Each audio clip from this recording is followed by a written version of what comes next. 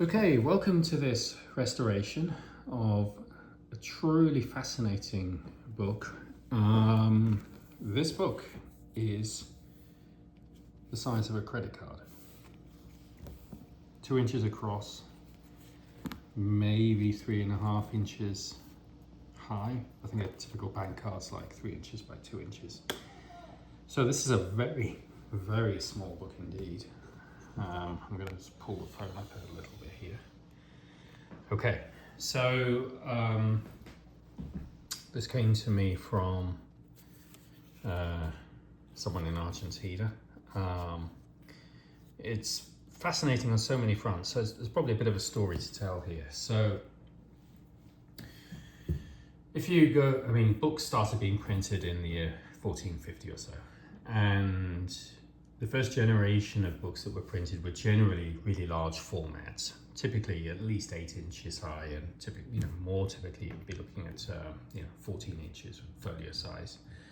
They're what we know as incunables. Incunables go up to the year 1500. The first person to really pioneer the printing of smaller books was a Venetian by the name of Aldus Muniachis. And this is an example of one of his, actually it's the same year as this little guy. And Aldus really developed the idea of the smaller book. It's where we get the word italic from, because he pioneered the italic font, because it was Italian. But you can see his book size really evolved into the same as what we have today as a paperback book. It's what we call octavo. So about 5 inches here by maybe 7 inches, 5 by 7, something like that. And this is a very, very typical size. It became the most popular size for small books. But it set off at the time that Aldus was doing all of this, and he started doing it around the year 1502. It kind of set off a bit of a sort of competitive arms race, I guess. And there were other printers in Venice. Obviously, this is the height of the Renaissance, and there were other printers in Venice trying to compete with Aldus. And one of those that's kind of faded into obscurity now, never really as successful as Aldus, but it does have one big claim to fame. There's a guy called Paganini. And Alessandro Paganini printed this book. Paganini's most famous for being the first guy to actually commit the Quran to print. Unfortunately, the version of the Quran he committed to print hadn't been reviewed by Muslims, and therefore it contained errors. And it was printed targeting the Turkish society, which was way too conservative at the time to even think of something as holy as the Quran actually being printed.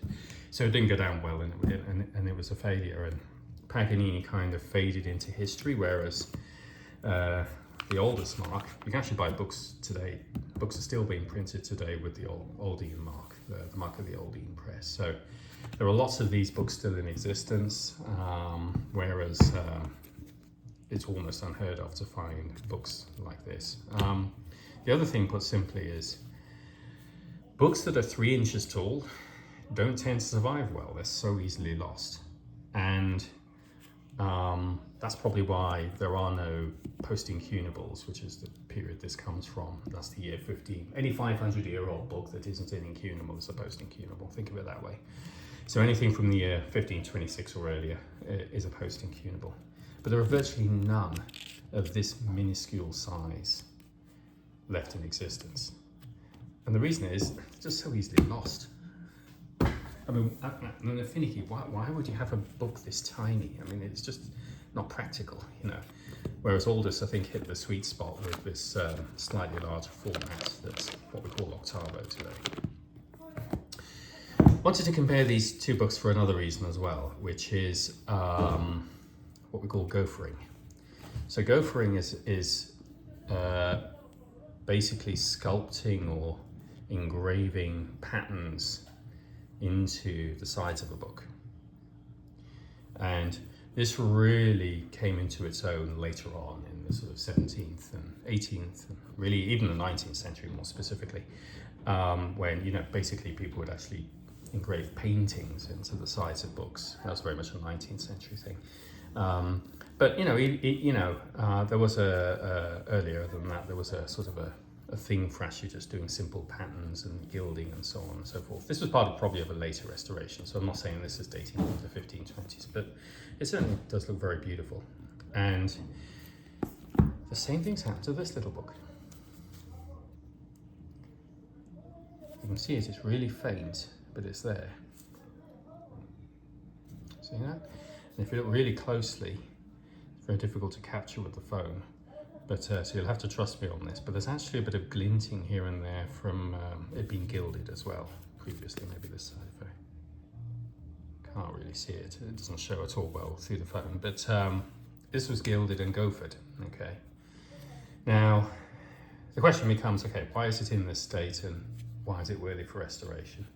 So, if we take a closer look at it, there's some worm guttering. I do think actually the book is complete, even though it ends in September here. This is a sort of an index, so it's a monthly index at the back. But it says frag, and I think that's because literally the ancient text sort of ended halfway through September, and that's all that was recovered and made it through to the current day. You can see we've got some wormholes here.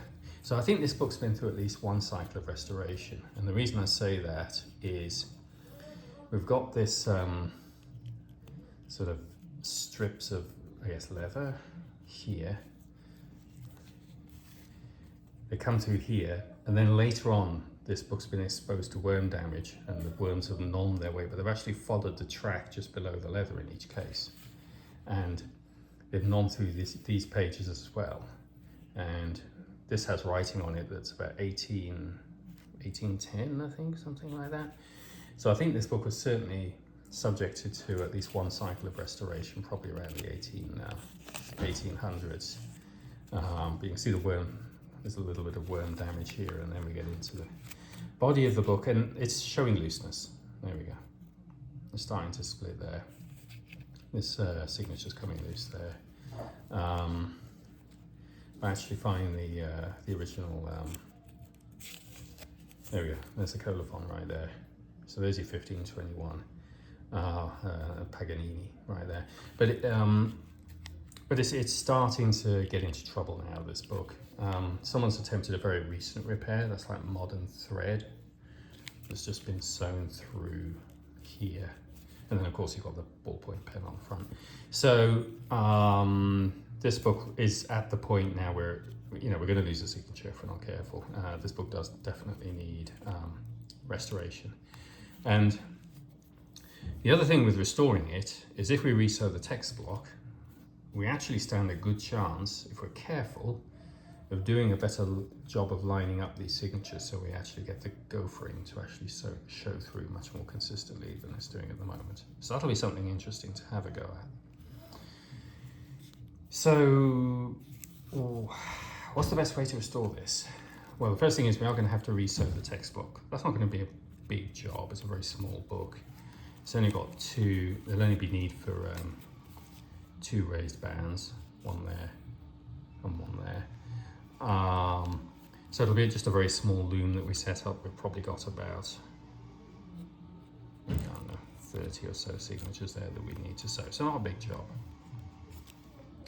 And then the question is, what do we do with these boards?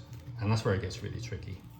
These are very, very, again, bear in mind, we're dealing with something the size of a credit card. These boards are really very, they've got a bit of stiffness to them, but they're really quite fragile. And it gets difficult with books this small because, and this has happened to me once before, if you restore this with the wrong material, it'll actually bend the boards out. The boards themselves won't stay straight. I actually restored a book in vellum some time ago, and it actually bent the boards out as the vellum dried. So it actually was a devil's own to actually had to keep weights on the book for a very, very long time to actually push the boards back flat. We could restore this in leather, and the result would be pretty good. So that's one option, but bear with me just a moment here.